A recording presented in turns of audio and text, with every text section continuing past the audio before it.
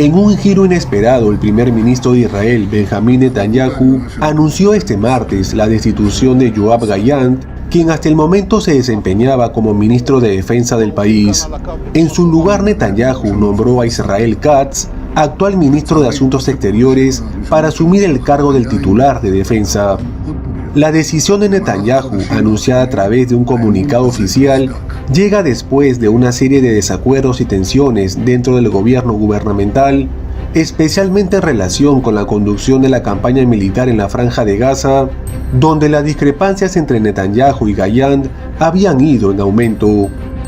En su declaración, Netanyahu explicó que la relación con Gallant se había deteriorado debido a brechas significativas en la conducción de la campaña y precisó que esas diferencias se habían acompañado de declaraciones y acciones que contradecían las decisiones del gobierno y las decisiones del gabinete. Intenté cerrar estas brechas en varias ocasiones, pero en lugar de reducirse se expandieron, señaló Netanyahu, subrayando que las discrepancias llegaron a ser lo suficientemente visibles como para que el público las percibiera de una manera inaceptable. El primer ministro israelí hizo hincapié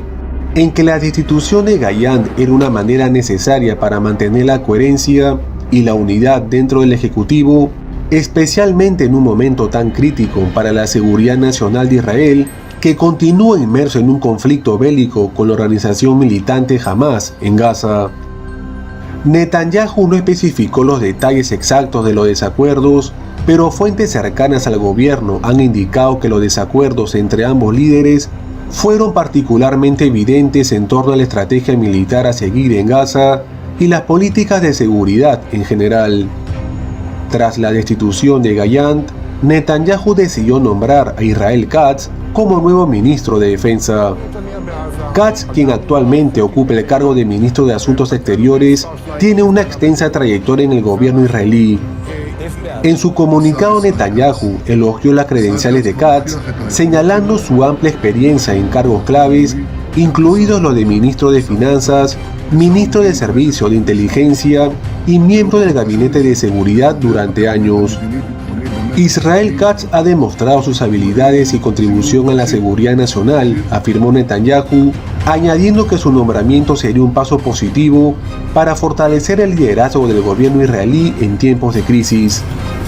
Katz, conocido por su postura firme en cuestiones de seguridad, ha sido una figura clave en las negociaciones y la política exteriores de Israel, y se espera que su experiencia en la arena internacional sea un activo valioso para coordinar la respuesta a las amenazas externas. Por su parte, Yoav Gallant reaccionó públicamente a su destitución, asegurando que la seguridad del Estado de Israel siempre fue y siempre seguirá siendo la misión de su vida. En su declaración, Gallant no hizo comentarios directos sobre las razones detrás de su despido, pero dejó claro que su compromiso con la seguridad del país no cambiaría. Gallant, un ex general de las Fuerzas de Defensa de Israel, FDI, fue nombrado ministro de Defensa en el año 2022. A lo largo de su mandato, Gallant desempeñó un papel clave en la estrategia militar de Israel en Gaza, aunque su relación con Netanyahu se vio empañada por la creciente polarización sobre las decisiones de seguridad. El enfrentamiento entre Netanyahu y Gallant no es algo nuevo. Ya en marzo del año 2023, Netanyahu estuvo cerca de destituir a Gallant después de que este último criticara públicamente la controversial reforma judicial promovida por el gobierno de Netanyahu. En ese entonces, Gallant expresó su preocupación por el impacto de la reforma en la estabilidad de las instituciones israelíes y en la unidad del ejército. Si bien Gallant logró mantenerse en su puesto tras ese episodio, las tensiones con Netanyahu no desaparecieron y las diferencias en torno a la gestión de la guerra en Gaza fueron el punto de quiebre definitivo. El anuncio de la destitución de Gallant también se produce en un momento delicado para el gobierno de Netanyahu, que enfrenta un creciente descontento interno y una presión internacional relacionada con su manejo del conflicto con Hamas. La guerra en Gaza, que ha dejado miles de fallecidos, y las críticas sobre la respuesta de Israel han aumentado en diversos frentes.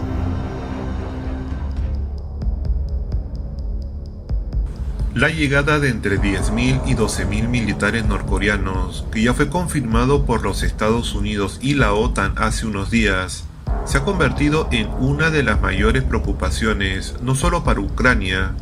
que verá incrementado el número de enemigos en el frente, sino también en Corea del Sur, que temen posibles recompensas rusas a su histórico enemigo del norte. Ante esta situación, las alarmas se han encendido también en el resto de países aliados de Ucrania, temerosos de que esta incursión norcoreana en Rusia, la primera vez que tropas del país actúan en el exterior desde la guerra de Corea, y desde ya, los principales mandatarios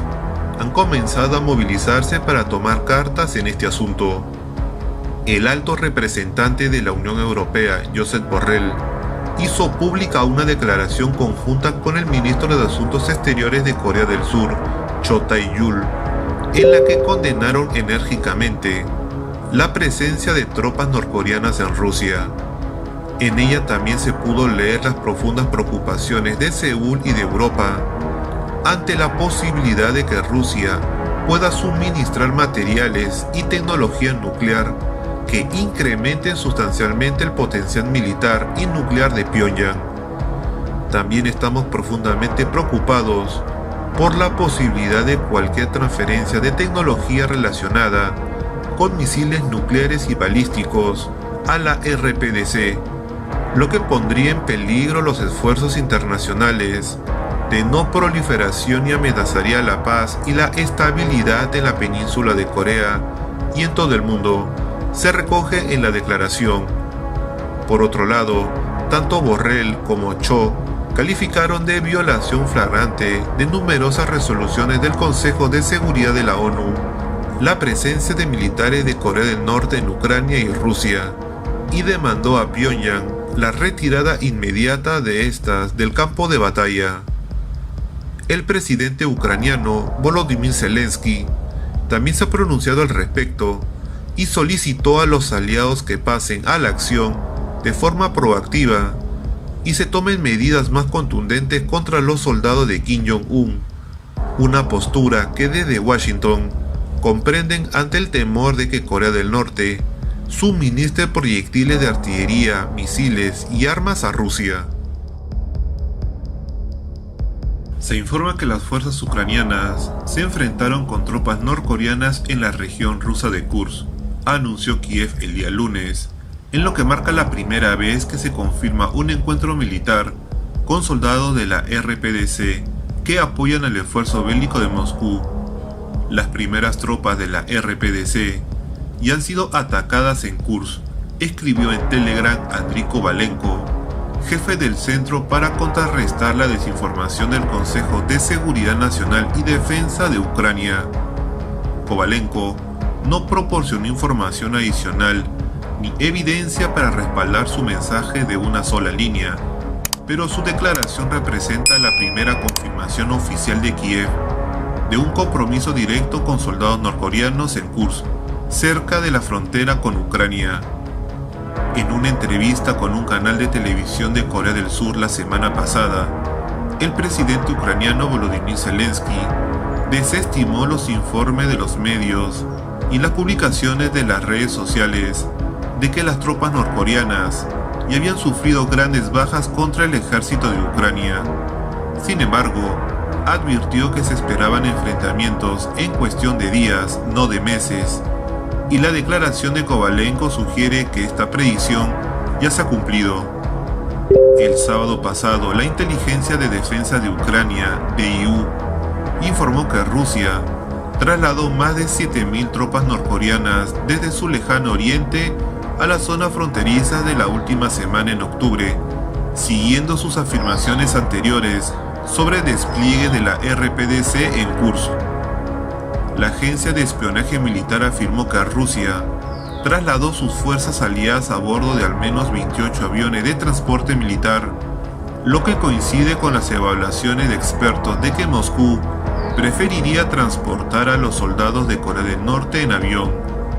Según la DIU, los soldados norcoreanos están equipados con morteros de 60 milímetros, fusiles AK-12, ametralladoras, fusiles de francotirador, misiles teledirigidos antitanque y lanzagranadas antitanque, entre otras armas. También se les ha proporcionado dispositivos de visión nocturna, visores térmicos, binoculares y miras de colimador que se utilizan para mejorar la puntería. Al igual que con las afirmaciones de Kovalenko, la DIU no proporcionó más detalles ni pruebas sobre los informes de movimiento de tropas norcoreanas. Por otro lado, se informa que el canciller ruso Sergei Lavrov remarcó que Pyongyang no tiene ninguna duda de que bajo el sabio liderazgo de Vladimir Putin, el ejército y el pueblo ruso lograrán una gran victoria en su sagrada lucha por proteger los derechos soberanos y los intereses de seguridad de su estado. Por su parte, Choe Son-hu, ministra de Relaciones Exteriores de Corea del Norte, aseguró que los vínculos de los dos países están ascendiendo a un nuevo nivel de relaciones de camaradería militar invencible. De acuerdo con la información que les he presentado, no se olviden de dejar sus comentarios y sus opiniones con respecto a esta noticia.